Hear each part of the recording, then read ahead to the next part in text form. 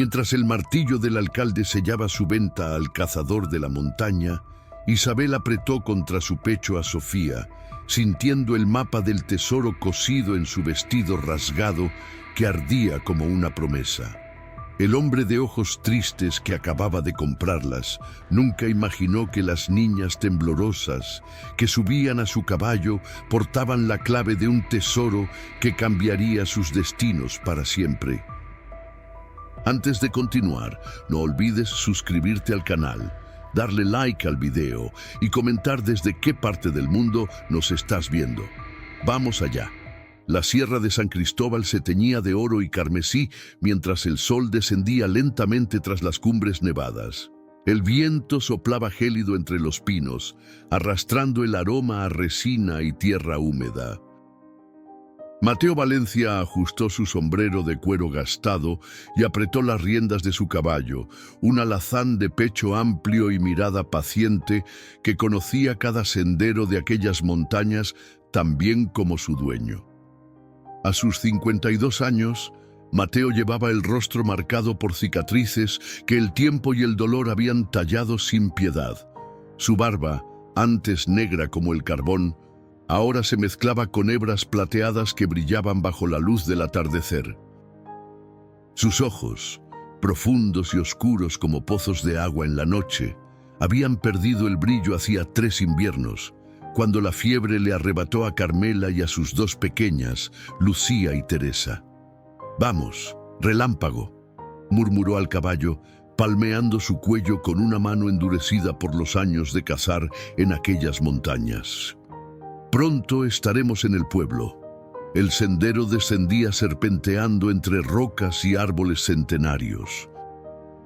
Mateo cargaba en las alforjas 6 pieles de coyote, 3 de puma y un cargamento de carne seca que intercambiaría en el pueblo por harina, café, sal y municiones.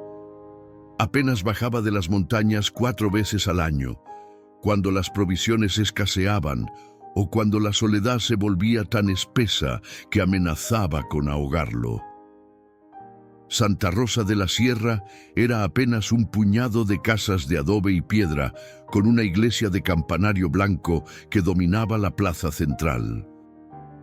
La llegada del ferrocarril, 3 años atrás, había traído consigo el sueño del progreso y un puñado de forasteros que buscaban fortuna en las minas abandonadas de la región.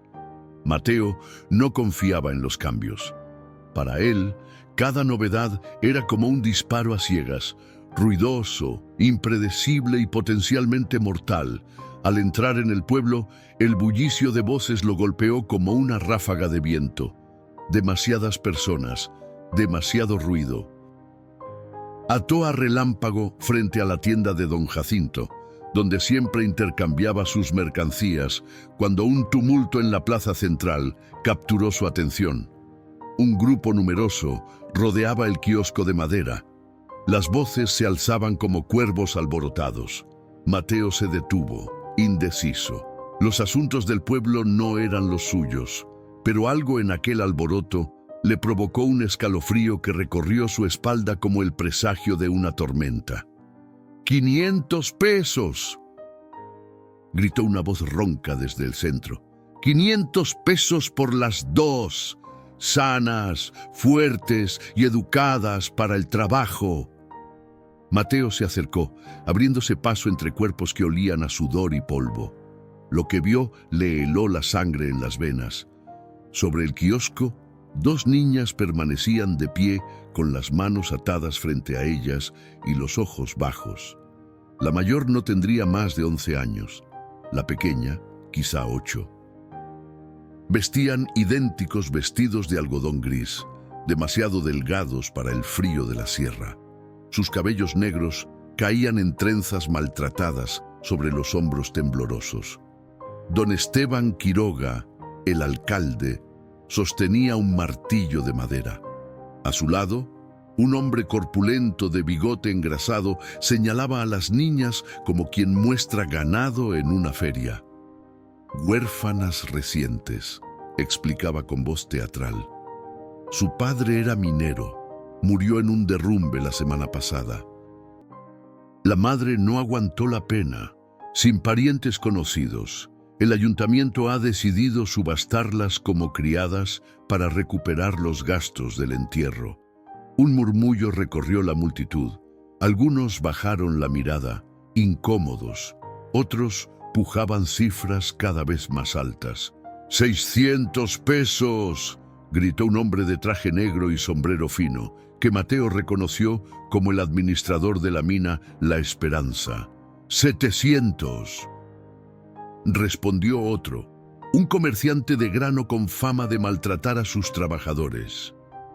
Mateo apretó los puños dentro de los bolsillos de su chaqueta de piel. Un recuerdo, afilado como cuchillo, atravesó su mente. Lucía y Teresa, abrazadas bajo las mantas, tosiendo sangre mientras la fiebre las consumía. Él, impotente, sosteniendo sus manos pequeñas mientras se enfriaban una tras otra. La niña menor levantó la vista entonces. Sus ojos, enormes y oscuros, recorrieron la multitud hasta encontrarse con los de Mateo. No había lágrimas, solo una dignidad silenciosa que contrastaba dolorosamente con su fragilidad. 800 pesos por las hermanas Suárez, tronó la voz del alcalde. ¿Alguien ofrece más? El silencio pesó sobre la plaza. El sol se había ocultado por completo, dejando que las primeras estrellas perforaran el manto azul del cielo. 1.200 pesos. La voz de Mateo resonó clara y firme, sorprendiéndolo incluso a él mismo. Todas las miradas se volvieron hacia el cazador. Nadie lo esperaba. Nadie esperaba que el lobo de San Cristóbal, como lo llamaban a sus espaldas, se interesara por dos huérfanas sin nombre ni fortuna. El alcalde parpadeó confundido. «¿Don Mateo? ¿Usted ofrece 1.200? Es todo lo que traigo», respondió avanzando hacia el kiosco. «Todo lo que he cazado en 6 meses». La mayor de las niñas ahora también lo miraba, con una mezcla de temor y esperanza que le retorció el estómago. El administrador de la mina dio un paso adelante, frunciendo el ceño. «¿Para qué quiere un viudo solitario a 2 niñas?», preguntó con una sonrisa torcida. 1.300 pesos. 1.500, replicó Mateo sin vacilar, aunque no tenía idea de dónde sacaría el dinero extra. Un silencio tenso se extendió por la plaza. El administrador miró a Mateo con desprecio, pero finalmente hizo un gesto de desdén con la mano y se apartó. «Vendidas a don Mateo Valencia por 1.500 pesos», sentenció el alcalde, golpeando con el martillo. «Páguese ahora mismo y lléveselas antes del anochecer». El cielo se había oscurecido por completo cuando Mateo desató a relámpago de la entrada de la tienda. Las estrellas brillaban frías y distantes sobre Santa Rosa de la Sierra, indiferentes al destino de 2 pequeñas huérfanas que ahora lo miraban con una mezcla de temor y cautela. Don Jacinto había aceptado las pieles y la carne a cambio de provisiones y el dinero que faltaba para completar la suma prometida. Cuando Mateo regresó a la plaza, las niñas ya estaban abajo del kiosco, aún con las manos atadas, custodiadas por un hombre del ayuntamiento que las sujetaba por los hombros con rudeza innecesaria. «Aquí tiene sus nuevas criadas, don Mateo», dijo el hombre con una sonrisa que revelaba dientes amarillentos. «Espero que sepa domarlas bien. La mayor es callada, pero la chica tiene lengua de víbora».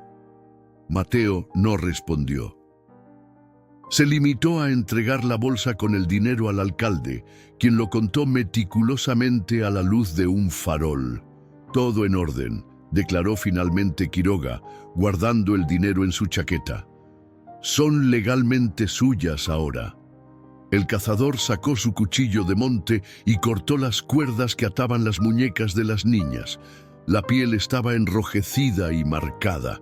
La pequeña contuvo un gemido cuando la sangre volvió a circular libremente por sus manos.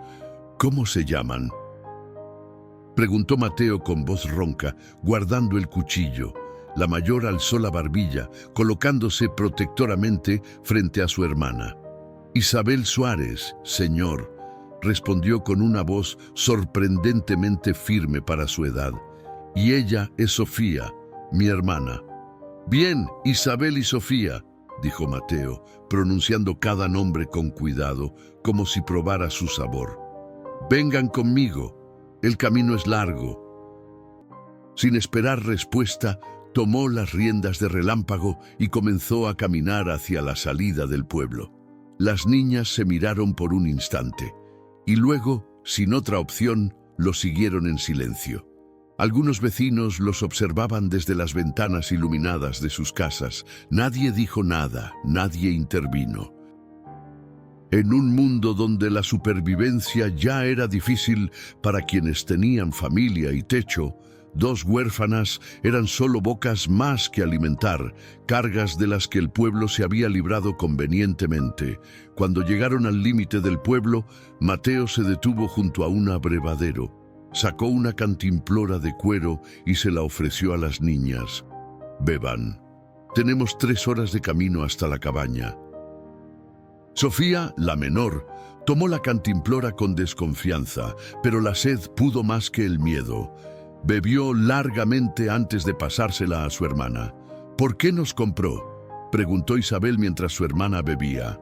No necesita criadas allá arriba. Todos saben que vive solo. Mateo observó a la niña a la luz de la luna.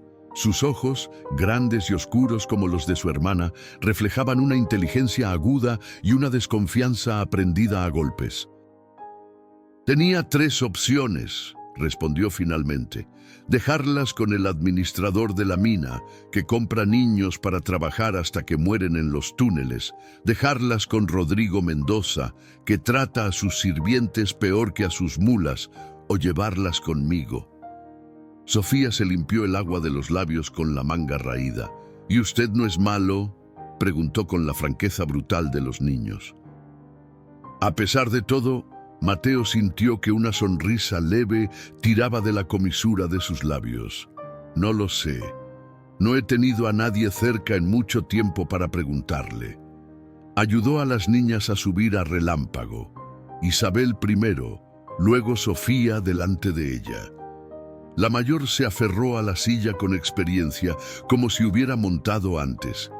La pequeña temblaba ligeramente. «Agárrense bien», instruyó Mateo, tomando las riendas y comenzando a caminar junto al caballo. El sendero es empinado. Dejaron atrás las últimas casas y comenzaron a ascender por el camino que serpenteaba hacia las montañas. El frío se intensificó, cortante como cuchillo. Mateo se detuvo, quitándose su chaqueta de piel para colocarla sobre los hombros de las niñas. «No es mucho, pero ayudará», murmuró. Isabel lo miró sorprendida, como si ese simple gesto desafiara todo lo que esperaba de él. Avanzaron en silencio durante 1 hora. La luna llena iluminaba el sendero con una claridad fantasmal, proyectando sombras alargadas sobre las rocas. De tanto en tanto, se escuchaba el aullido lejano de un lobo o el crujir de ramas en el bosque. «¿Falta mucho?», preguntó finalmente Sofía, con la voz entrecortada por el frío. «1 hora más», respondió Mateo. «La cabaña está pasando el arroyo de los alisos». Sofía e Isabel intercambiaron una mirada cargada de significado. La mayor apretó discretamente la mano de su hermana, como advirtiéndole que guardara silencio. «¿Conocen la zona?», preguntó Mateo, percibiendo ese intercambio silencioso. «Papá nos hablaba de las montañas», respondió Isabel cautelosamente. «Decía que algún día nos llevaría». Mateo asintió sin hacer más preguntas. Todos los mineros soñaban con encontrar la veta perfecta, la que los sacaría de la miseria. Muchos morían persiguiendo esa quimera, dejando tras de sí viudas y huérfanos, como aquellas 2 niñas que ahora cabalgaban hacia un futuro incierto, con un desconocido que no sabía nada de criar criaturas, solo de sobrevivir en la soledad de las montañas. Lo que Mateo no podía ver era cómo Isabel, protegida por la oscuridad, palpaba con dedos temblorosos un pequeño bulto cosido en el dobladillo interior de su vestido, asegurándose de que seguía allí, oculto e intacto. Un claro se abrió entre los árboles, revelando una cabaña de troncos rodeada por un muro bajo de piedra. La luz de la luna arrancaba destellos plateados del techo de tejas de madera, y una delgada columna de humo ascendía perezosamente desde la chimenea de piedra. Mateo había dejado rescoldos encendidos antes de partir, una precaución para no regresar a la frialdad absoluta. «Hemos llegado», anunció, deteniendo a Relámpago frente a la entrada. «Bajen con cuidado». Ayudó primero a Sofía, tomándola por la cintura y depositándola suavemente en el suelo. La pequeña se estremeció al contacto, pero no protestó. Isabel descendió por sí misma con la agilidad de quien está acostumbrada a valerse por sus propios medios. La cabaña era más grande de lo que parecía desde lejos. Construida para resistir los inviernos brutales de la sierra, sus paredes eran gruesas y las ventanas, aunque pequeñas, estaban protegidas con contraventanas de madera sólida. Mateo desató las alforjas del caballo y abrió la puerta con un empujón. «Entren», ordenó, encendiendo un candil de aceite que colgaba junto a la entrada. La noche es fría. El interior estaba dominado por una chimenea de piedra en el centro, rodeada por muebles rústicos, pero bien construidos. Una mesa de roble con 3 sillas desiguales, un aparador con platos y tazas de hojalata, 2 baúles de madera oscura contra la pared del fondo. En una esquina, una cama ancha cubierta con pieles y mantas tejidas.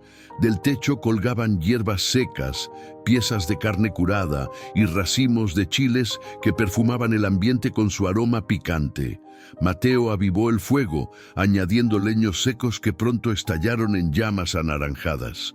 El calor comenzó a extenderse por la habitación como una caricia. «Siéntense», dijo, señalando la mesa. «Deben tener hambre». Las niñas permanecieron de pie, juntas, observando cada rincón con la cautela de quien evalúa tanto refugio como prisión. Finalmente, Isabel guió a su hermana hacia la mesa y ambas se sentaron tan cerca una de la otra que sus hombros se tocaban. Mateo sacó pan, queso curado y un trozo de carne seca de uno de los baúles. Cortó porciones generosas y las colocó frente a ellas, junto con 2 tazas de agua fresca. «Coman», dijo simplemente. No necesitaron que se los repitiera. Comieron con el hambre contenida de quienes han aprendido que mostrar desesperación es una debilidad peligrosa. Mateo las observó en silencio, recordando cómo Carmela solía regañarlo por su osquedad, por su incapacidad para expresar con palabras lo que llevaba dentro. «No todos pueden leer tus silencios como yo, Mateo», le decía. Ahora, frente a aquellas niñas asustadas que el destino había puesto bajo su techo, sentía el peso de ese silencio como nunca antes. «Hay una habitación atrás», dijo finalmente, señalando una puerta en la pared del fondo. «La construí para mis hijas, pero…» se interrumpió como si las palabras se le quedaran atrapadas en la garganta. «Es de ustedes ahora. Hay un catre y puedo preparar otro con pieles». Isabel levantó la mirada del plato casi vacío. «¿Tenía hijas?», preguntó con una mezcla de sorpresa y recelo. Mateo asintió, volviéndose hacia el fuego para que no vieran su expresión. «Lucía y Teresa. La fiebre se las llevó hace 3 inviernos, junto con mi esposa Carmela». Un silencio denso se instaló en la cabaña, roto solo por el crepitar de las llamas y el viento que silbaba entre las grietas de las ventanas. «Lo siento», murmuró Sofía, y en su voz infantil había una comprensión del dolor que ningún niño debería poseer. Mateo se volvió hacia ella, sorprendido por aquellas simples palabras que, De alguna manera, parecían aliviar un poco el peso de su pecho. «Gracias, pequeña», respondió con voz ronca. «Y yo siento lo de sus padres». Isabel apretó los labios y bajó la mirada. Sofía buscó su mano bajo la mesa y la apretó con fuerza. «Mañana hablaremos de cómo será vivir aquí», continuó Mateo, recuperando su tono práctico. «Por ahora, descansen. Ha sido un día largo para todos». Les mostró la pequeña habitación. Tal como había dicho, había un catre estrecho pero limpio. Rápidamente, improvisó otro con pieles y mantas sobre un arcón de madera. Dejó un candil encendido sobre una repisa y se retiró, cerrando la puerta tras de sí. En el silencio de la habitación, las hermanas se miraron en la penumbra dorada. «¿Crees que podemos confiar en él?», susurró Sofía, acomodándose en el lecho de pieles. Isabel se sentó en el borde del catre, palpando nuevamente el bulto cosido en su vestido. «No lo sé», respondió con honestidad, «pero no teníamos otra opción, y al menos no nos ha tratado mal». «¿Le contaremos sobre el mapa?», insistió la menor. Isabel negó firmemente con la cabeza. «No todavía. Papá dijo que era nuestro futuro, nuestra única esperanza. No podemos arriesgarlo con un desconocido». Se levantó sigilosamente y comprobó que la puerta estuviera bien cerrada. Luego, con dedos cuidadosos, descosió el pequeño bulto del dobladillo de su vestido. Extrajo un trozo de papel doblado, amarillento y desgastado en los pliegues de tanto abrirlo y cerrarlo en secreto. Al desplegarlo, un mapa rudimentario pero detallado apareció ante sus ojos. Mostraba la Sierra de San Cristóbal, el arroyo de los Alisos y una cruz roja marcada en un punto donde convergían 3 barrancos. En una esquina, una serie de símbolos y números que su padre les había hecho memorizar, palabra por palabra. Donde 3 barrancos se encuentran, bajo la roca que parece un águila, yace el tesoro que los españoles dejaron, recitó Sofía en voz baja, la cantinela que su padre les había enseñado. «Y estamos cerca, Sophie», murmuró Isabel, trazando con el dedo el recorrido desde la cabaña hasta la Cruz Roja. «Más cerca de lo que hemos estado nunca». «¿Y si el señor Valencia nos descubre?», preguntó Sofía, con los ojos muy abiertos. Isabel dobló cuidadosamente el mapa y volvió a esconderlo, esta vez entre el colchón y la estructura del catre. «No lo hará, y cuando llegue el momento, cuando estemos seguras, tomaremos lo que es nuestro y nos iremos lejos, como papá quería». Al otro lado de la puerta, sentado frente al fuego, Mateo escuchaba el murmullo apagado de sus voces sin distinguir las palabras. Algo en su interior, una sensación que creía olvidada, se removió inquieto. Aquellas niñas habían traído a su cabaña más que su presencia física. Habían traído recuerdos, dolor y, de manera inesperada, una chispa de algo que se parecía peligrosamente a la esperanza. El amanecer llegó con dedos de luz dorada colándose entre las contraventanas. Isabel abrió los ojos de golpe, momentáneamente desorientada por el olor a madera y hierbas secas que impregnaba la pequeña habitación. A su lado, Sofía dormía profundamente, con las mejillas sonrosadas por el calor de las pieles. Un ruido rítmico provenía del exterior. Isabel se levantó sigilosamente, cuidando de no despertar a su hermana, y se acercó a la ventana. Entreabriéndola apenas, vio a Mateo partiendo leña con movimientos precisos y poderosos. Su camisa estaba empapada de sudor a pesar del frío matutino, y una pila considerable de troncos cortados se amontonaba a su lado. La niña cerró la ventana y comprobó que el mapa seguía oculto en su escondite.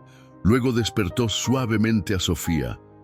«Levántate, Sophie, ya es de día». La pequeña se incorporó frotándose los ojos, el cabello negro enmarañado alrededor de su rostro redondo.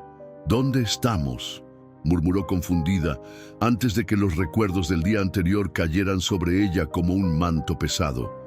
«Oh, vamos», dijo Isabel, ayudándola a arreglarse. «Debemos mostrar que somos útiles». Cuando salieron de la habitación, encontraron la mesa puesta con tazones de madera llenos de atole caliente y un plato con tortillas recién hechas. Mateo estaba de espaldas a ellas, revolviendo algo en una olla sobre el fogón. «Buenos días», dijo sin volverse, como si tuviera ojos en la nuca. «Siéntense y coman antes de que se enfríe». Las niñas intercambiaron una mirada de sorpresa antes de obedecer. El atole estaba espeso y dulce, con un sabor a canela que les recordó dolorosamente a su madre. «Gracias, señor Valencia», dijo Isabel, después de que ambas terminaran su desayuno. Mateo se volvió finalmente, limpiándose las manos en un trapo. «Solo Mateo», corrigió con voz áspera. «Aquí arriba no hay señores, solo personas que trabajan para sobrevivir». Se sentó frente a ellas con una taza de café humeante entre las manos callosas. «Necesitamos establecer cómo va a funcionar esto», continuó, mirándolas alternativamente.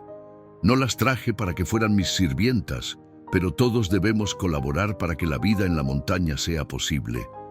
Isabel asintió, manteniendo la espalda recta y el rostro inexpresivo, como le habían enseñado a hacer frente a los adultos.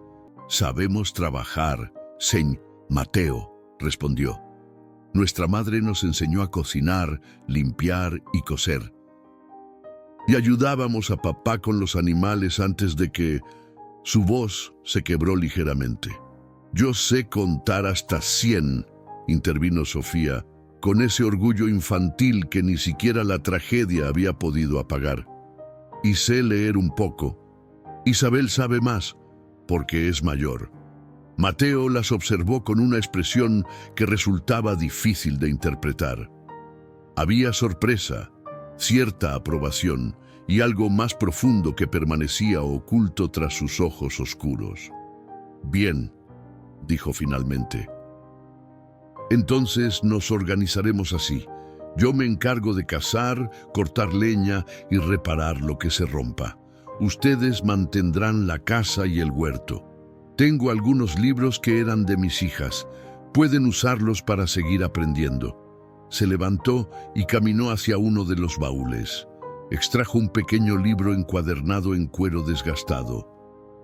«Carmela les enseñaba con esto», explicó, entregándoselo a Isabel. «Tiene letras, números y algunos cuentos». La niña tomó el libro con reverencia, acariciando las páginas amarillentas. «¿Su esposa era maestra?», preguntó. Mateo negó con la cabeza, y por primera vez, una sonrisa fugaz iluminó su rostro adusto. Era partera. La llamaban de todos los ranchos cuando había nacimientos difíciles. Decía que traer vida al mundo era lo único que daba sentido a todo lo demás. El silencio que siguió estaba cargado de una tristeza compartida que de alguna manera resultaba menos asfixiante que la soledad de cada uno. Después del desayuno, Mateo les mostró la cabaña y sus alrededores. Además de la habitación principal y el cuarto de las niñas, había un pequeño cobertizo anexo donde guardaba pieles, herramientas y carne en salazón. Detrás de la cabaña se extendía un huerto rodeado por una cerca de palos para mantener alejados a los venados y conejos. «En primavera plantaremos maíz, frijoles y calabazas», explicó, señalando la tierra cubierta por una fina capa de escarcha. «También hay manzanos y un par de nogales más arriba en la ladera». Sofía miraba todo con ojos enormes, absorbiendo cada detalle. Isabel, en cambio, prestaba especial atención a los senderos, los puntos de referencia, la ubicación del arroyo. «¿Podemos explorar?», preguntó la mayor, tratando de que su voz sonara casual. Mateo frunció el ceño. La montaña no es un lugar para juegos, respondió con severidad. Hay osos, pumas, barrancos donde podrían caer. No quiero que se alejen de la cabaña sin mí. Isabel bajó la mirada, ocultando la decepción y frustración que sentía. Estaban tan cerca del lugar marcado en el mapa, pero sin libertad para buscarlo. ¿Y cuándo volveremos al pueblo?, insistió. La expresión de Mateo se endureció. ¿Para qué quieren volver? No hay nada para ustedes allí. Pero, comenzó Isabel, antes de que Sofía la interrumpiera. Es que dejamos flores en la tumba de mamá todos los domingos, explicó la pequeña con voz temblorosa. Le prometimos que nunca la olvidaríamos. El rostro del cazador se suavizó visiblemente. Se agachó hasta quedar a la altura de Sofía y tras un momento de duda, colocó una mano gentil sobre su hombro. Entiendo, dijo con voz grave. Bajaremos en un mes cuando vaya a vender las pieles de invierno y llevaremos las flores más bonitas que encontremos en la montaña. La sonrisa de Sofía fue como un rayo de sol atravesando nubes de tormenta. Incluso Isabel pareció relajarse un poco. Mientras regresaban a la cabaña, la mayor de las hermanas Suárez lanzó una mirada hacia el horizonte, donde 3 picos escarpados se recortaban contra el cielo azul. En algún lugar entre esos barrancos, según el mapa de su padre, se encontraba el tesoro que cambiaría su destino para siempre. Los días en la montaña tenían un ritmo propio, marcado por el sol y las estaciones más que por relojes o calendarios. Las semanas comenzaron a deslizarse como agua entre piedras, y antes de que pudieran notarlo, un mes entero había pasado desde la llegada de las hermanas Suárez a la cabaña de Mateo Valencia. El invierno mostraba sus primeras señales de retirada. La nieve que cubría las cumbres más altas comenzaba a derretirse, alimentando arroyos que bajaban cantarines por las laderas. Brotes tímidos asomaban en el huerto y los pájaros regresaban con sus trinos matutinos. Isabel y Sofía habían aprendido rápidamente las rutinas de la vida en la montaña. Despertaban al alba, preparaban el desayuno mientras Mateo revisaba sus trampas y luego dedicaban horas al huerto, la limpieza de la cabaña o el remiendo de ropa. Por las tardes, cuando el cazador regresaba, compartían una comida sencilla pero abundante.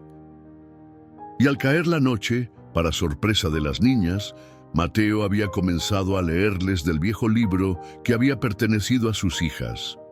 La desconfianza inicial se había transformado en una coexistencia cautelosa.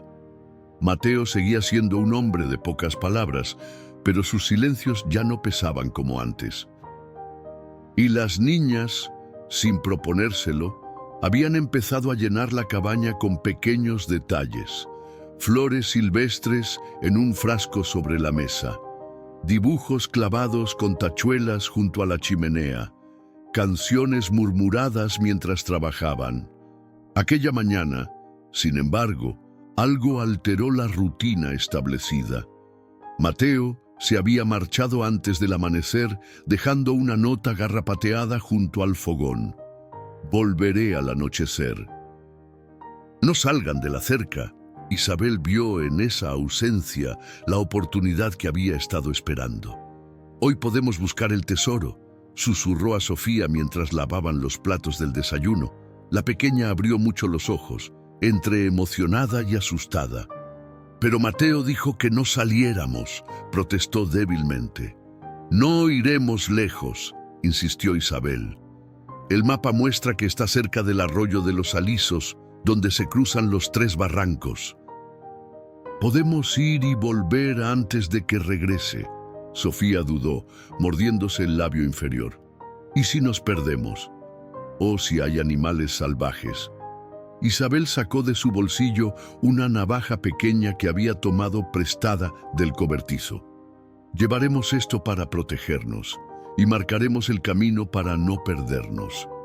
La determinación en los ojos de su hermana mayor finalmente convenció a Sofía. Después de asegurarse de que todo estaba en orden en la cabaña, las niñas se abrigaron bien, tomaron un pequeño saco con tortillas y queso y salieron al bosque. El sendero hacia el arroyo era claro al principio, bien marcado por el paso constante de Mateo y los animales. Isabel lideraba el camino, con el mapa desplegado en una mano y la navaja en la otra. Cada pocos metros hacía una muesca en la corteza de un árbol, dejando un rastro de migas como en el cuento que su madre les contaba.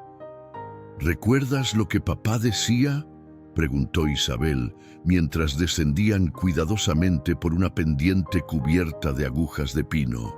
Quien encuentra el tesoro de los españoles nunca más tendrá que doblar la espalda ante nadie. Sofía asintió, sujetándose a las ramas bajas para no resbalar.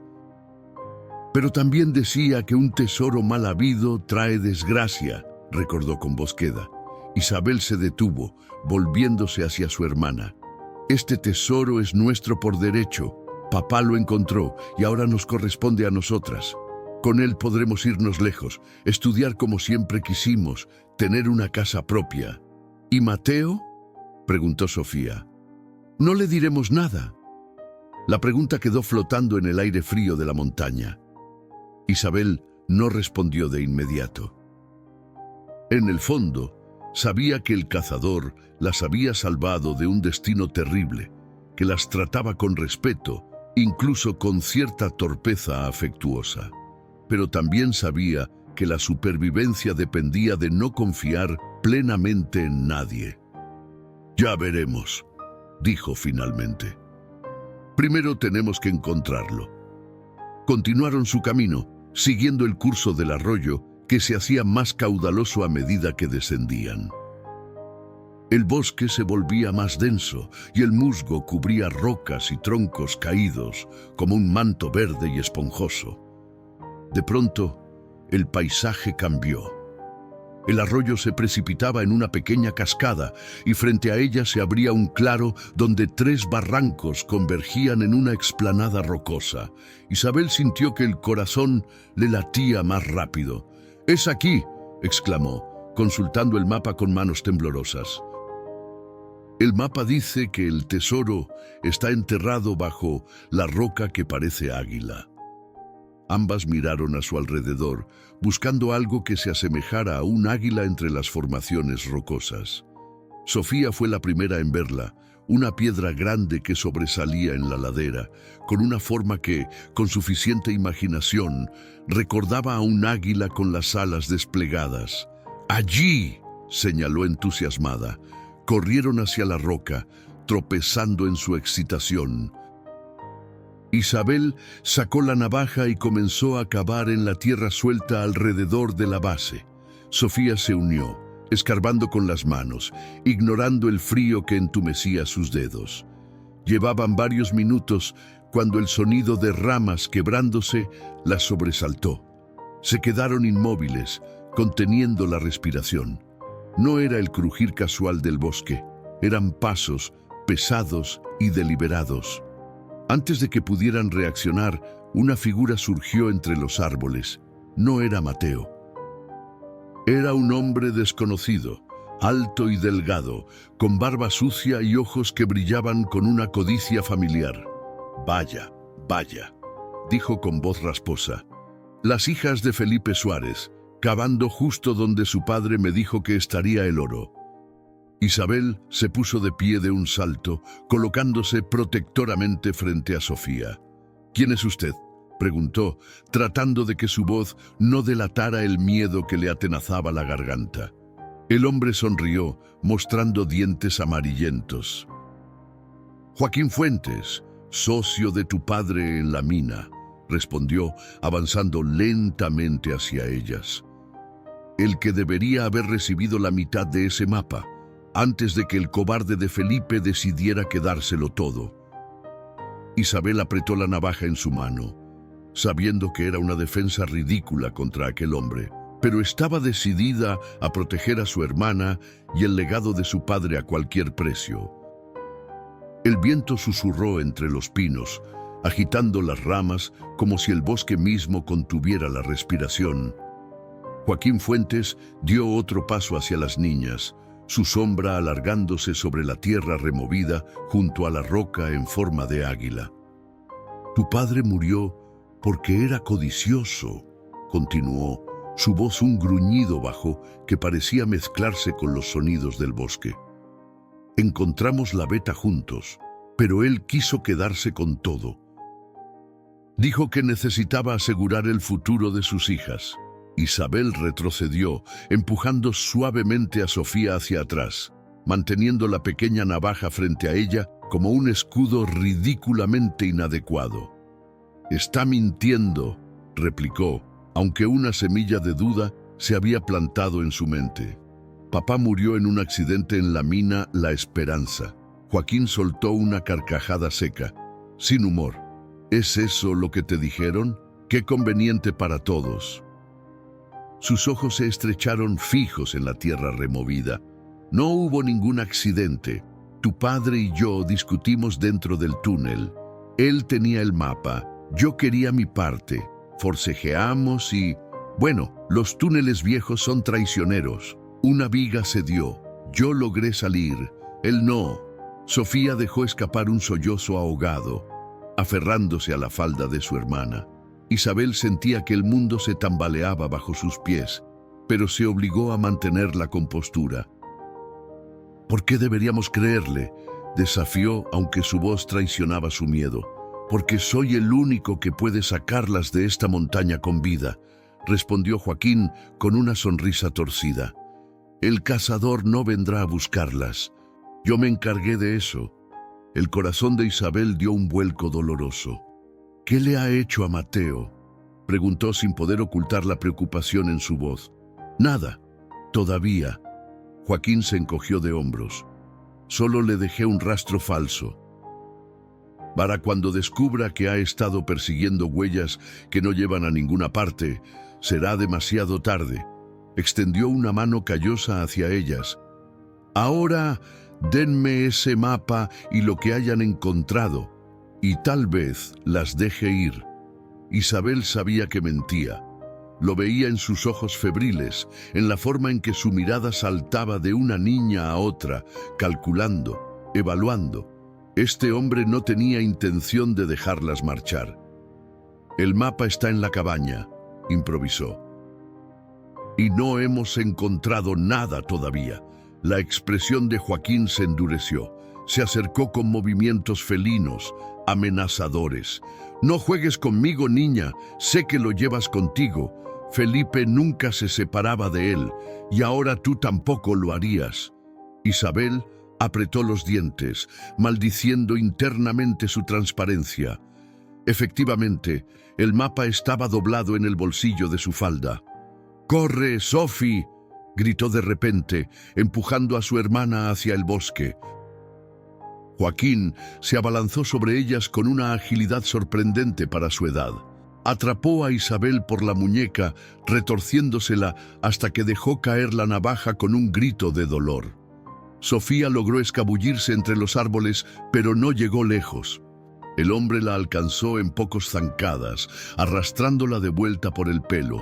«Muchachitas estúpidas», gruñó, sujetándolas a ambas con fuerza brutal. «Van a mostrarme dónde está ese oro y luego...». Una piedra silbó en el aire, golpeando a Joaquín en la sien con precisión devastadora. Trastabilló, aflojando momentáneamente su agarre. Isabel no perdió tiempo. Mordió la mano que la sujetaba con toda la fuerza de su desesperación, arrancando un aullido de dolor del hombre. «Suéltalas ahora mismo, Fuentes». La voz de Mateo resonó entre los árboles como un trueno lejano. Emergió del bosque con otra piedra en la mano y el rostro transformado por una furia helada. Sus ojos, normalmente oscuros y contenidos, ardían con un fuego que Isabel nunca había visto. Joaquín se recuperó rápidamente, sacando un cuchillo de caza de su cinturón. Era una hoja larga y curva, manchada de óxido y algo más oscuro que Isabel prefirió no identificar. Valencia, escupió el nombre como si fuera veneno. No te metas en lo que no te incumbe. Estas niñas son mías por derecho. Estoy reclamando lo que me pertenece. Mateo avanzó sin prisa, calculando cada paso sobre el terreno irregular. Nada que provenga del sufrimiento de dos huérfanas puede pertenecerte, respondió con voz engañosamente serena. Suelta a las niñas y vete de mi montaña, y tal vez conserves suficientes dientes para masticar tu próxima comida. Joaquín soltó a Isabel de un empujón, pero mantuvo a Sofía firmemente agarrada, el cuchillo peligrosamente cerca de su cuello. La pequeña temblaba, lágrimas silenciosas rodando por sus mejillas sucias. No estás en posición de amenazar, cazador. Joaquín presionó ligeramente la hoja contra la piel de Sofía, provocando un jadeo de terror en la niña. Retrocede o la mocosa pagará por tu estupidez. El mundo pareció detenerse. Isabel contuvo la respiración, paralizada por el terror. Mateo se quedó inmóvil, evaluando la situación con la calma mortal de un depredador. Y entonces, cuando la tensión era insoportable, sucedió lo inesperado. Sofía, la dulce y tímida Sofía, hundió con todas sus fuerzas su pequeño tacón en el empeine de Joaquín. El hombre aulló, aflojando momentáneamente su agarre. Fue todo lo que Mateo necesitó. Se lanzó hacia adelante como un relámpago, embistiendo a Joaquín antes de que pudiera recuperarse. Ambos hombres rodaron por el suelo en un abrazo violento, gruñendo y forcejeando por el control del cuchillo. Isabel corrió hacia Sofía, arrastrándola lejos de la pelea. Se escondieron tras un árbol caído, abrazadas, temblando. La lucha era brutal y silenciosa. Mateo era más fuerte, pero Joaquín tenía la desesperación de quien sabe que pelea por su vida. El cuchillo centelleaba entre ellos, buscando carne, encontrando a veces solo aire, a veces tela que se rasgaba. Finalmente, Mateo logró sujetar la muñeca de Joaquín contra una roca. Presionó con todo su peso hasta que los dedos del hombre se abrieron, soltando el arma.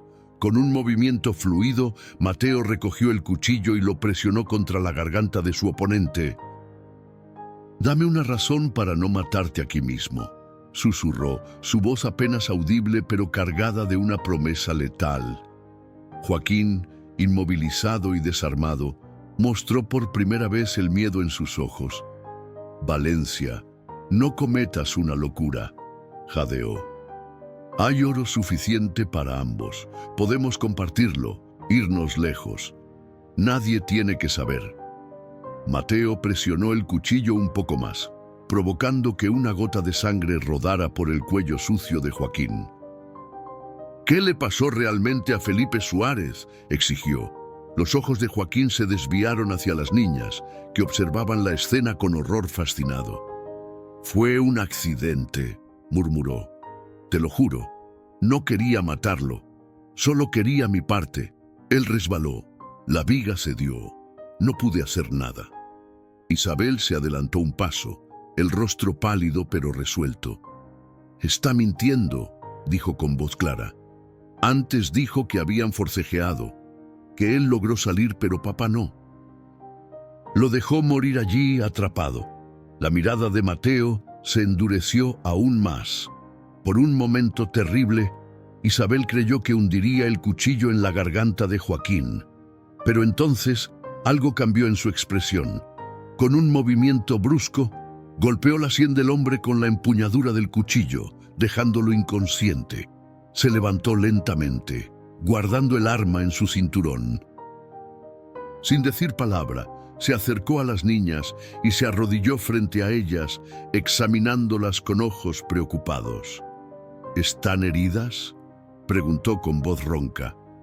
Ambas negaron con la cabeza, aunque Isabel tenía la muñeca enrojecida y Sofía un pequeño corte en el cuello. Mateo las abrazó entonces torpemente al principio, luego con una fiereza protectora que disolvió las últimas barreras. Las niñas se derrumbaron contra él, liberando en sollozos todo el miedo acumulado. El camino de regreso a la cabaña fue silencioso y pesado. Mateo llevaba a Sofía en brazos, la pequeña aferrada a su cuello como si temiera que al soltarse el mundo volviera a desmoronarse. Isabel caminaba a su lado, agarrando firmemente la manga de su chaqueta, los ojos fijos en el sendero, pero la mente aún atrapada en el claro junto a la roca con forma de águila. Habían dejado a Joaquín Fuentes atado a un árbol con su propio cinturón y las cuerdas que Mateo llevaba para sus trampas. El cazador prometió regresar al día siguiente con algunos hombres del pueblo para entregarlo a la justicia.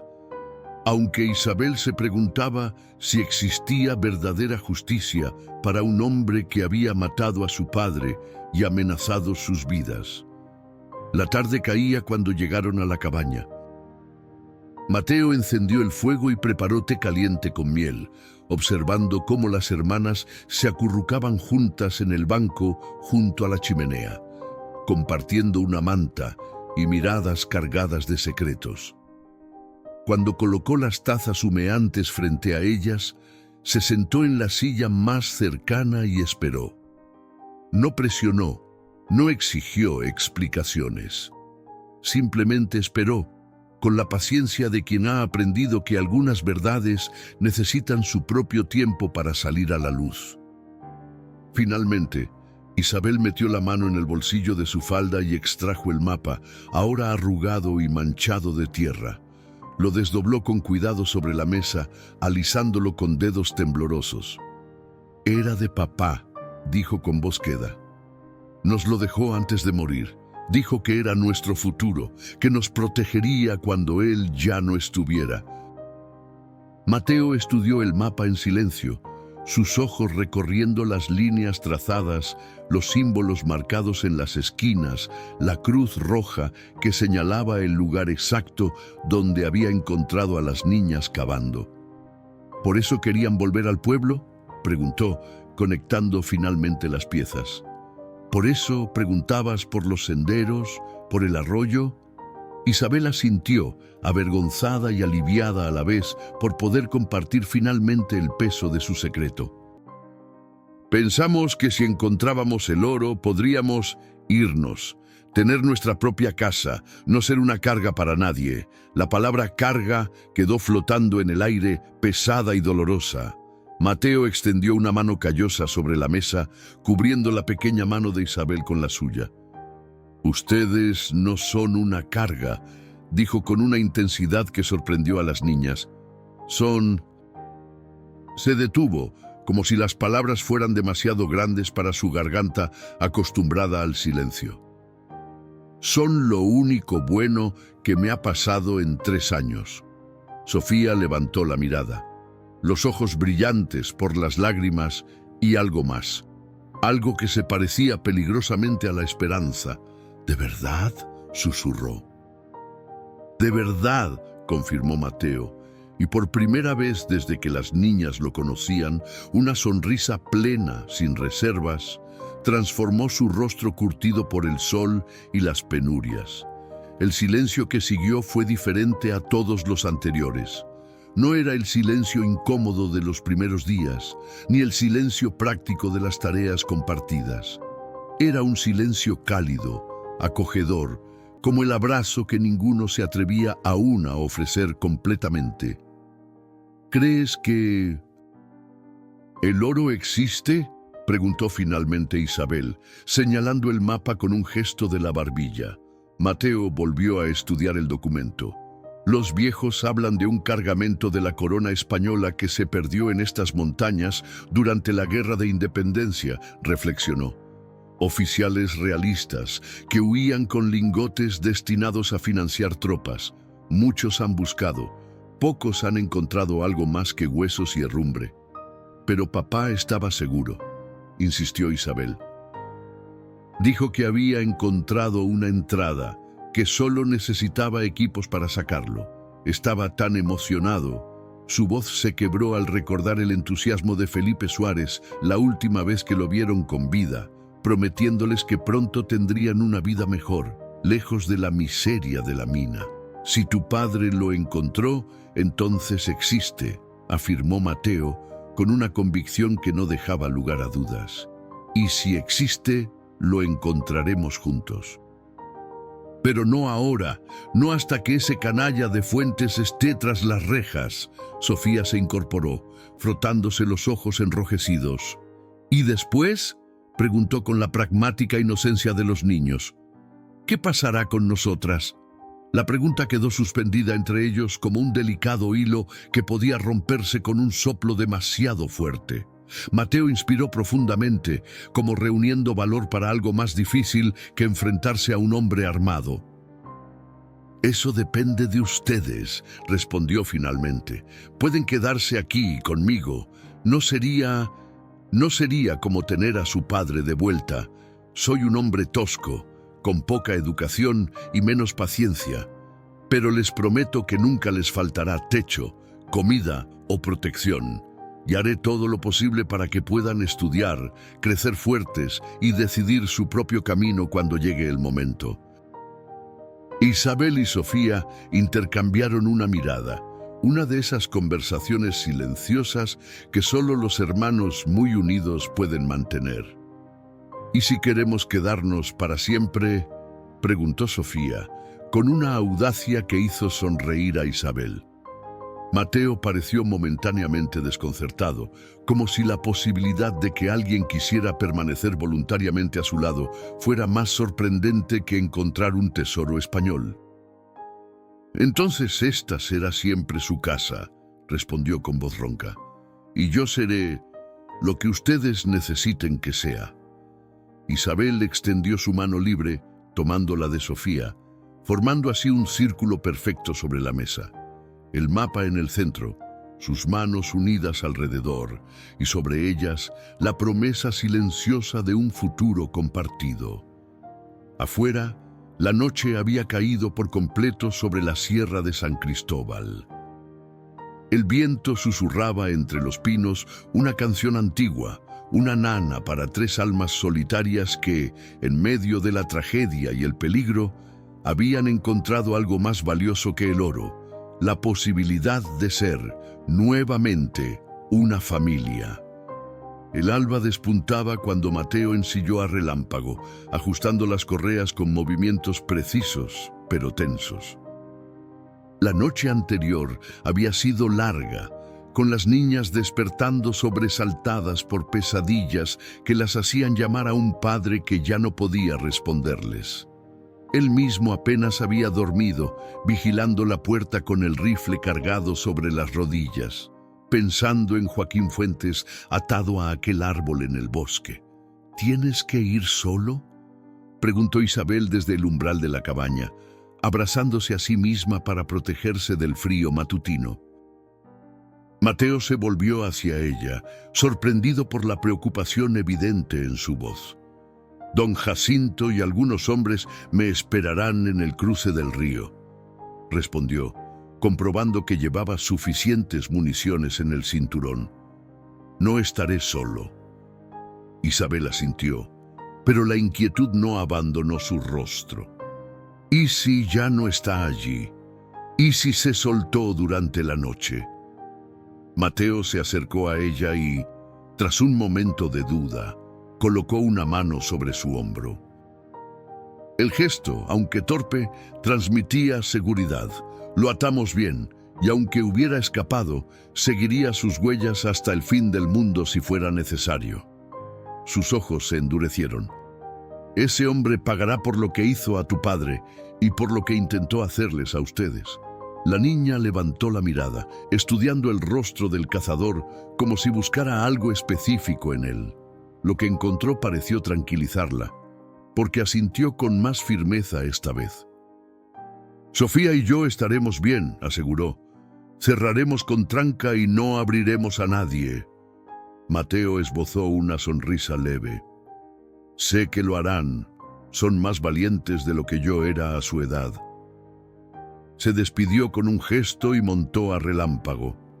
Mientras cabalgaba alejándose de la cabaña, se permitió mirar atrás una vez. Isabel seguía en el umbral, con Sofía recién llegada a su lado.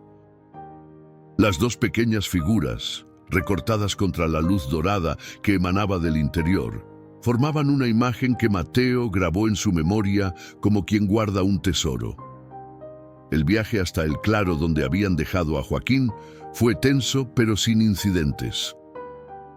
Tal como había prometido, don Jacinto Mendoza esperaba en el cruce del río con 3 hombres más: Tomás Aguirre, un antiguo soldado que ahora trabajaba como herrero; Nicolás Vega, capataz de la hacienda Los Álamos; y, para sorpresa de Mateo, el padre Sebastián, el párroco de Santa Rosa, un hombre joven con ojos viejos que llevaba una escopeta cruzada sobre la montura. «No esperaba verlo aquí, padre», comentó Mateo mientras vadeaban el río. El sacerdote sonrió con gravedad. Las niñas Suárez venían fielmente a misa con su madre, rezaban por su padre todos los domingos. Su mirada se endureció. Si es verdad que Fuentes está detrás de su muerte, entonces esto también es asunto mío. Mateo asintió, agradecido por aquel aliado inesperado. Cuando llegaron al claro, sin embargo, la escena que encontraron les heló la sangre. Las cuerdas colgaban cortadas del tronco y de Joaquín Fuentes no había rastro. Mateo desmontó de un salto, examinando las marcas en el suelo con la atención meticulosa del cazador. «Alguien lo liberó», declaró finalmente, señalando unas huellas distintas que se aproximaban desde el sur.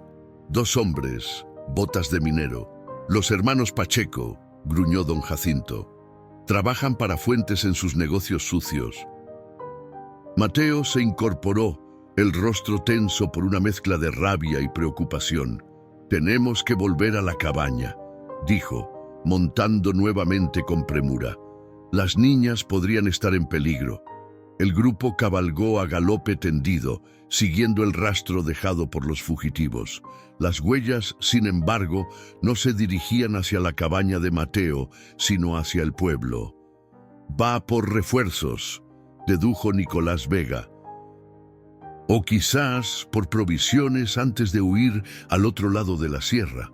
O por venganza», añadió el padre Sebastián con voz sombría. Cuando llegaron a Santa Rosa, el pueblo parecía sumido en su rutina habitual.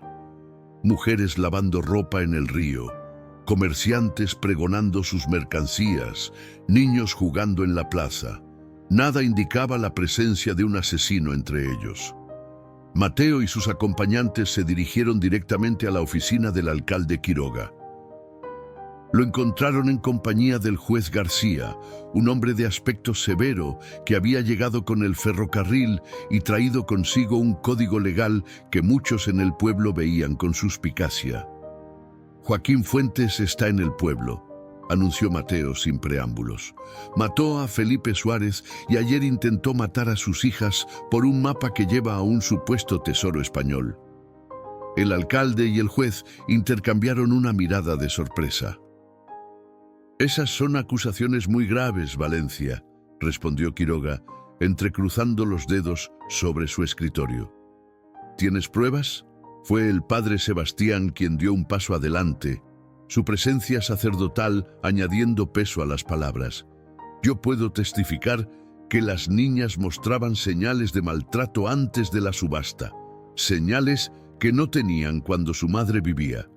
Y todos sabemos que Fuentes era socio de Felipe en la mina. ¿No resulta sospechoso que muriera justo después de que supuestamente encontrara algo valioso?». El juez García se ajustó los anteojos, repentinamente interesado. «¿Un tesoro español, dices? ¿Y las niñas tienen un mapa?». Mateo se maldijo internamente por haber mencionado el mapa. Debió imaginar que la codicia podía infectar incluso a quienes impartían justicia.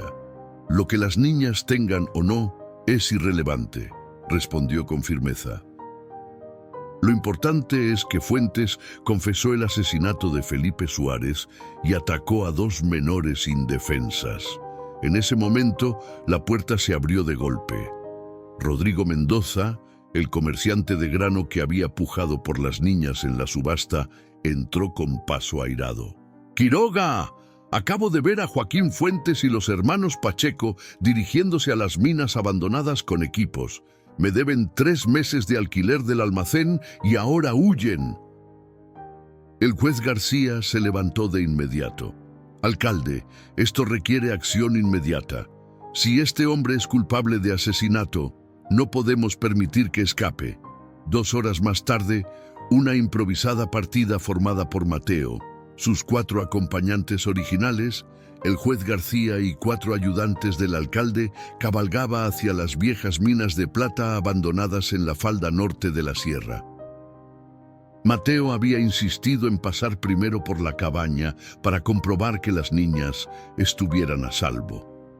Las encontró barricadas como habían prometido y les ordenó no abrir bajo ninguna circunstancia hasta su regreso. La entrada de la mina, la Soledad, se abría como una boca negra en la ladera rocosa. Marcas recientes de botas y restos de provisiones indicaban que alguien había estado allí hacía poco. «Están dentro», confirmó Mateo, desenfundando su rifle. Y a juzgar por las huellas, son 4 hombres. El juez García organizó a los hombres en 2 grupos. Mateo, don Jacinto y 2 ayudantes entrarían por la entrada principal. El resto rodearía la montaña para cubrir una salida secundaria que, según los mapas antiguos, existía cerca de la cima. El interior de la mina era un laberinto de túneles húmedos, apuntalados con vigas de madera que gemían bajo el peso de la montaña. El aire estaba cargado de polvo y un olor metálico que se pegaba a la garganta. Avanzaron en silencio, guiados por la débil luz de las lámparas de aceite que habían traído. Tras lo que pareció una eternidad, escucharon voces adelante. Mateo hizo una señal para que se detuvieran y apagaran las lámparas. En la oscuridad casi completa, las voces se volvieron más claras. «Demasiado profundo», decía una voz que Mateo reconoció como la de Joaquín. Felipe dijo que estaba tras el muro marcado con la cruz. «Aquí, ayúdenme con esto». Se escuchó el sonido de picos golpeando piedra y luego un grito de triunfo. «¡Lo encontré! ¡Por todos los santos! ¡Está aquí!». Mateo intercambió una mirada con don Jacinto. No necesitaron palabras para entenderse. Encendieron nuevamente las lámparas y avanzaron con rapidez hacia la fuente del sonido. Lo que encontraron fue una escena salida de un sueño febril. Joaquín Fuentes y los hermanos Pacheco estaban arrodillados frente a un hueco en la pared de roca. A su alrededor, esparcidos sobre el suelo polvoriento, brillaban monedas y pequeños lingotes con el sello de la corona española. El tesoro era real. El brillo dorado de las monedas parecía irreal en la penumbra de la mina, como estrellas caídas en un pozo de oscuridad. Por un instante, todos quedaron paralizados. Los Pacheco con las manos llenas de riquezas, Joaquín arrodillado frente al agujero en la pared, y Mateo y sus acompañantes, testigos inesperados de una codicia que había costado ya demasiadas vidas. Fuentes. La voz de Mateo rompió el hechizo, fría como el acero. «Suelta eso y levanta las manos. Estás bajo arresto por el asesinato de Felipe Suárez». Joaquín se volvió lentamente y al ver a los hombres armados, su rostro pasó del júbilo a la rabia en un parpadeo. «Valencia», escupió el nombre como una maldición. «Siempre metiendo tus narices donde no te llaman». Los hermanos Pacheco se pusieron de pie torpemente, dejando caer algunas monedas que rodaron por el suelo irregular. Eran hombres corpulentos, pero no particularmente astutos. Sus ojos saltaban de una salida a otra, calculando probabilidades. «Ni lo intenten», advirtió don Jacinto, apuntando su escopeta hacia el mayor de los Pacheco. Están rodeados. El resto de los hombres cubre la salida trasera. Joaquín soltó una risa seca, desprovista de humor. ¿Y ahora qué, cazador? ¿Me llevarás ante el juez para que me cuelguen? Se incorporó lentamente, sacudiéndose el polvo de las rodillas. ¿Todo por dos mocosas que ni siquiera son de tu sangre? No tienes idea de lo que es la sangre, Fuentes, respondió Mateo, avanzando un paso. La sangre no es solo lo que corre por tus venas, es lo que estás dispuesto a derramar por proteger a quienes amas. Algo en la voz de Mateo, en la férrea determinación de sus palabras, pareció finalmente penetrar en la arrogancia de Joaquín. Su expresión cambió, y por primera vez, Mateo vio miedo genuino en sus ojos. Felipe era mi socio, murmuró como si aquello justificara todo. Encontramos la entrada juntos, trabajamos juntos durante meses, pero él quiso quedárselo todo, por esas niñas. ¿Qué clase de socio hace eso? Un padre, respondió simplemente don Jacinto. Un hombre que pone a sus hijas por encima de todo. Los ayudantes del alcalde se acercaron con grilletes.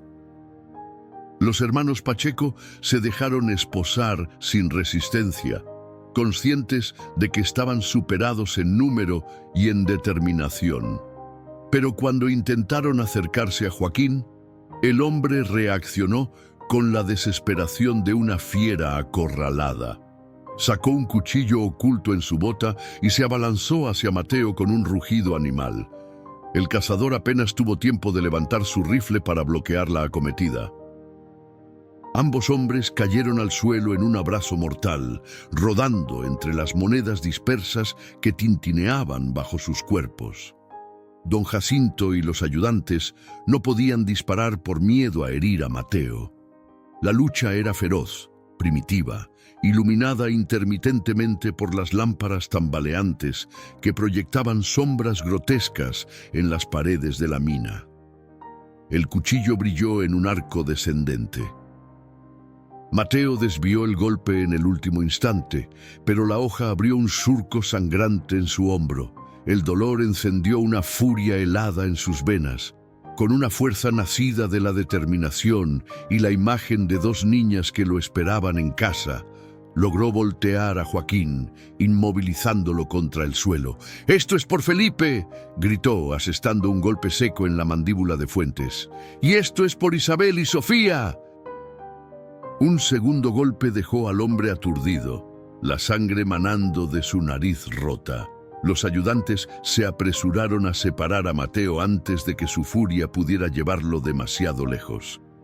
Esposaron a Joaquín, que ahora gemía incoherentemente, mezclando maldiciones con súplicas patéticas. «Se acabó», dijo don Jacinto, colocando una mano sobre el hombro sano de Mateo. «Se hará justicia».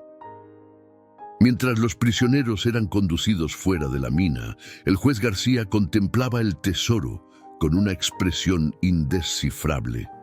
Según la ley, 1/3 de cualquier tesoro encontrado en territorio nacional pertenece al Estado, declaró finalmente. El resto, miró a Mateo significativamente, el resto corresponde legítimamente a las hijas de Felipe Suárez, como sus únicas herederas. Mateo asintió lentamente, la adrenalina de la pelea dando paso a un cansancio profundo. «Asegúrese de que así sea, juez», respondió. «Esas niñas han pagado un precio demasiado alto por estas monedas».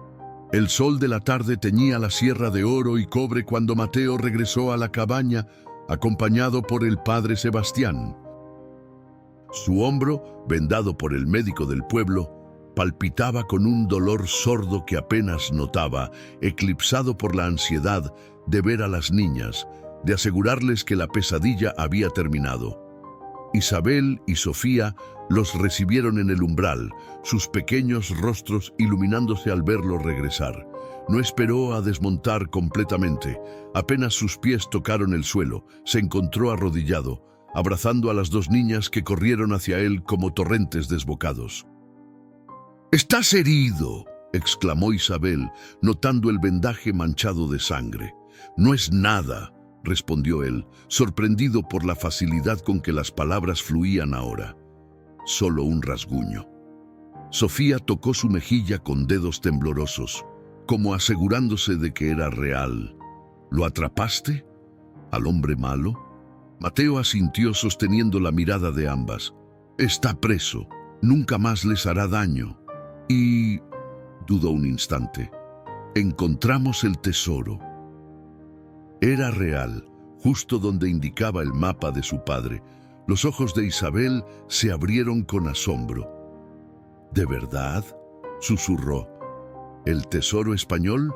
El padre Sebastián se acercó entonces con una sonrisa amable en su rostro cansado. Real como esta montaña pequeña, y el juez ha dictaminado que les pertenece, como herederas de don Felipe. Las niñas se miraron, procesando lentamente lo que aquello significaba. La fortuna con la que su padre había soñado, el futuro que había querido asegurarles, estaba ahora al alcance de sus manos. «Podemos irnos a la ciudad», murmuró Sofía con una mezcla de entusiasmo e incertidumbre. «Comprar una casa grande, como mamá quería». Mateo sintió que algo se quebraba dentro de él. Por supuesto que querrían irse. ¿Por qué habrían de quedarse en una cabaña rudimentaria con un hombre tosco y solitario, cuando podían tener el mundo a sus pies? Pero entonces Isabel levantó la mirada hacia él, sus ojos oscuros tan parecidos a los de su padre, pero con una sabiduría que iba más allá de sus años. «Vendrás con nosotras, ¿verdad?», preguntó con una voz que intentaba sonar casual, pero que traicionaba un miedo profundo al abandono. Porque no sabríamos qué hacer sin ti. La primavera había llegado a la sierra de San Cristóbal, vistiendo las laderas de verde tierno y salpicando los claros con flores silvestres. El deshielo alimentaba arroyos cantarines que descendían hacia el valle, donde Santa Rosa de la Sierra se expandía con nuevas construcciones. Habían pasado 6 meses desde que el tesoro español saliera a la luz. 6 meses desde que Joaquín Fuentes fuera condenado a 20 años de trabajos forzados por el asesinato de Felipe Suárez. 6 meses en los que la vida de Mateo Valencia y las hermanas Suárez había cambiado de maneras que ninguno habría podido imaginar. La cabaña en la montaña ya no era la misma. Se había ampliado con una habitación adicional, un establo más grande para Relámpago y las 2 yeguas que ahora lo acompañaban, y un porche amplio donde Isabel solía sentarse a leer mientras Sofía dibujaba en un cuaderno de tapas azules. Ese día, Mateo regresaba de cazar con un venado joven sobre los hombros. Su barba, ahora recortada con más cuidado, enmarcaba una sonrisa que ya no parecía extraña en su rostro. A lo lejos divisó a Sofía, que corría a su encuentro con la falda de su nuevo vestido, revoloteando alrededor de sus piernas. «¡Mateo!», gritó la pequeña, saltando para que la alzara en brazos, un ritual que se había establecido entre ellos. «Isabel terminó el chal para la maestra. Dice que es el más bonito que ha hecho».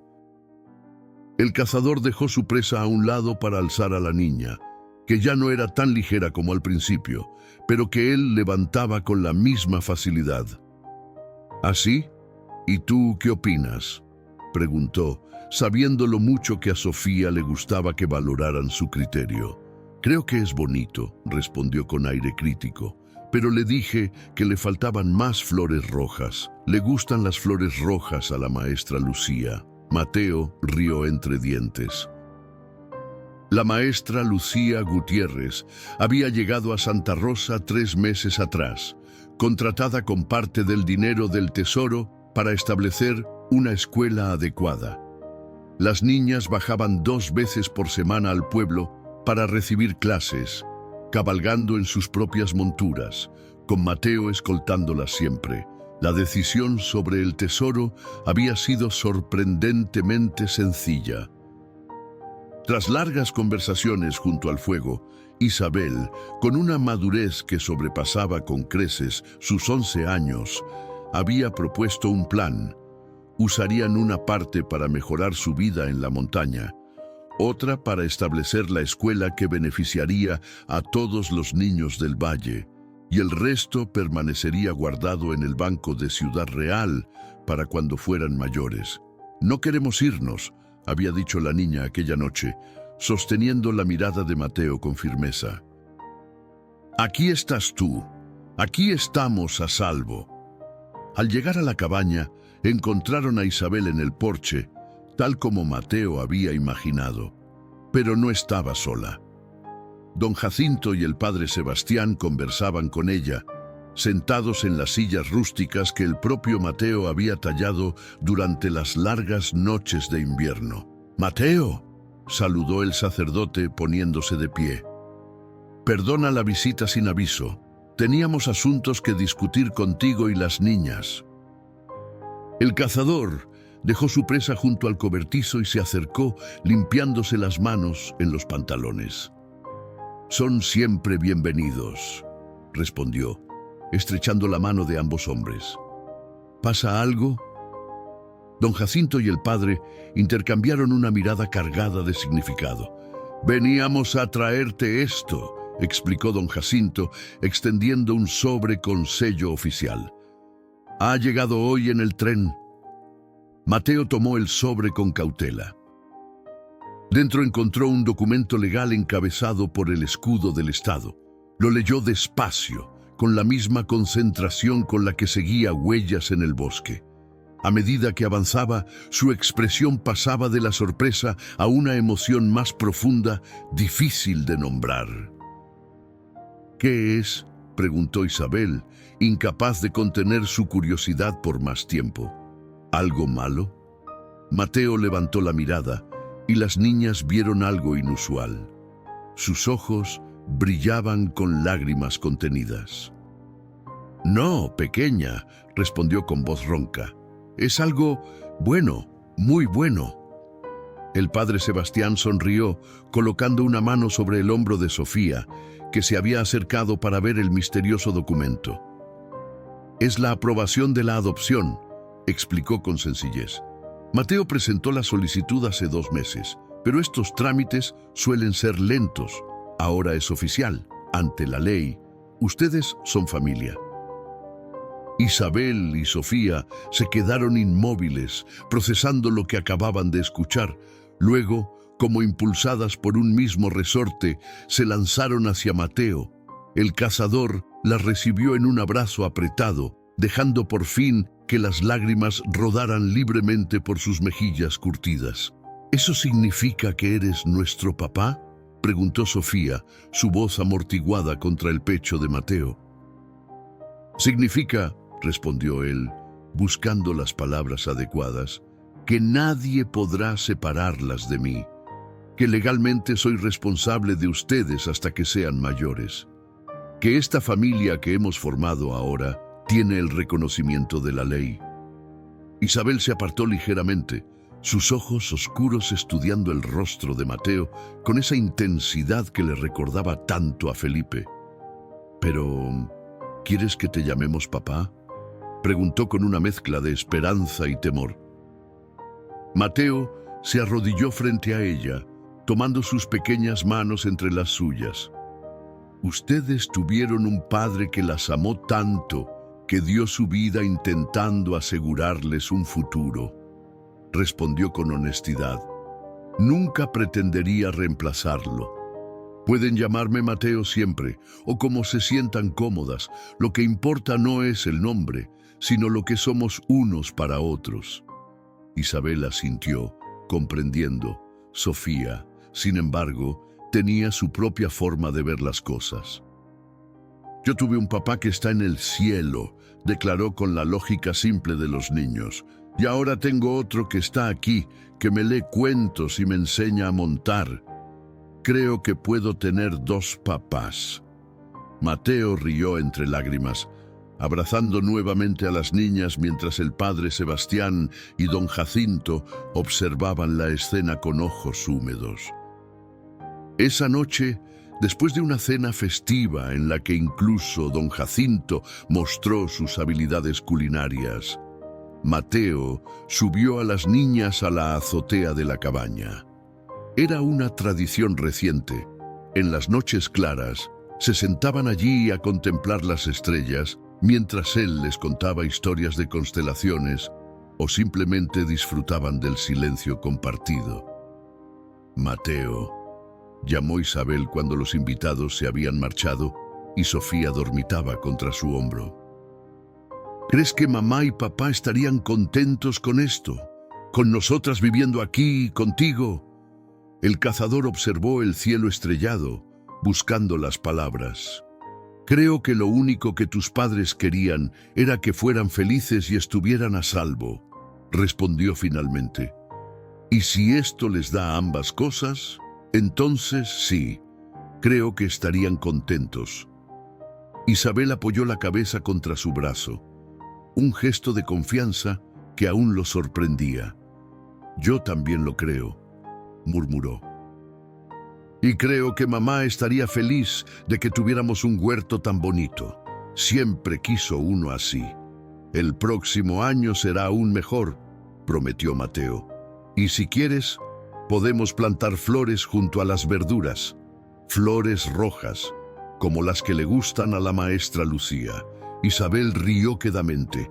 ¿Sabes? Sofía tiene razón. La maestra te mira de una forma especial cuando vamos a la escuela. Mateo se aclaró la garganta, agradeciendo la oscuridad que ocultaba el súbito rubor en sus mejillas. No digas tonterías, murmuró, pero no había verdadera molestia en su voz. La niña se encogió de hombros, con esa mezcla de inocencia y astucia que la caracterizaba. Solo digo lo que veo, y si algún día, ya sabes, si algún día quisieras tener a alguien más en tu vida, estaría bien. Para nosotras, digo. Porque ahora somos una familia, pero las familias a veces crecen. Mateo contempló a la niña con asombro. ¿Cómo era posible que aquella pequeña, que había perdido tanto, tuviera un corazón tan grande, tan generoso? Por ahora, respondió con voz suave. Ustedes son todo lo que necesito, todo lo que quiero. El silencio volvió a envolverlos, cómodo y acogedor como una manta en invierno. Sofía roncaba suavemente, perdida en sueños que ya no estaban plagados de pesadillas. Isabel miraba las estrellas, contándolas mentalmente como le había enseñado la maestra. Y Mateo Valencia, el cazador solitario que había comprado 2 huérfanas en una subasta cruel, sentía que por primera vez en muchos años su corazón estaba completo. Abajo, en la cabaña ampliada y acogedora, el fuego crepitaba en la chimenea. Sobre la repisa descansaban 3 objetos: una fotografía descolorida de Carmela y sus hijas, el viejo reloj de bolsillo de Felipe Suárez que las niñas habían encontrado entre sus cosas, y una moneda de oro española, la única que habían conservado del tesoro como recuerdo. 3 vidas rotas que habían encontrado en la soledad de la montaña y contra todo pronóstico, la forma de sanar juntas. 3 corazones solitarios que habían descubierto que el verdadero tesoro no estaba enterrado bajo una roca con forma de águila, sino en la capacidad de volver a confiar, de volver a amar, de construir una familia de las cenizas de la tragedia. Y mientras las estrellas giraban lentamente sobre la sierra de San Cristóbal, Mateo Valencia comprendió que, a veces, los caminos más oscuros pueden conducir a los destinos más luminosos. Que a veces la mayor riqueza llega disfrazada de pérdida, y que a veces lo que empieza como un acto de compasión puede transformarse en el mayor regalo que la vida puede ofrecer: la oportunidad de ser, nuevamente, parte de algo más grande que uno mismo.